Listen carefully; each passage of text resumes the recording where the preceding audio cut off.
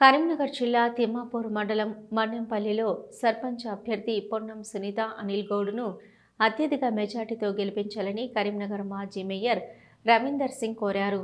ఇక మన్నెంపల్లిలో జరిగిన ఎన్నికల ప్రచారంలో ఆయన పాల్గొన్నారు. ఇంటింటికి తిరుగుతూ పొన్నం సునీత గౌడ్ను గెలిపించాలని ఆయన ఓటర్లను అభ్యర్థించారు.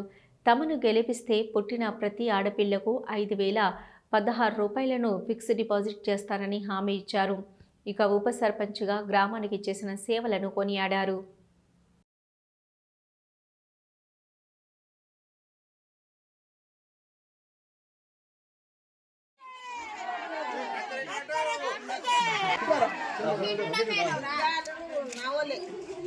గెలవాలి గెలవాలి గెలవాలి గెలవాలి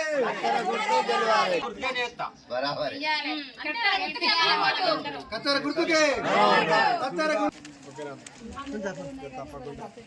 సునీత గారు ఈరోజు సర్పంచ్గా పోటీ చేస్తున్నారు. అనిల్ అంటేనే సౌమ్యుడు అని ఒక మంచి పేరుంది గ్రామంలో. ప్లస్ ఎవరైనా ఆడపిల్ల పుడితే ఈ గ్రామంలో 5,016 రూపాయలు ఫిక్స్ చేస్తాం. అలాగనే ఆడపిల్ల పెళ్ళైతే మామయ్య పేరు మీద కట్న రూపకంగా 5,016 రూపాయలు ఇస్తామని మేము ముందే హామీ ఇస్తున్నాం. దాన్ని కంటిన్యూగా చేస్తాం.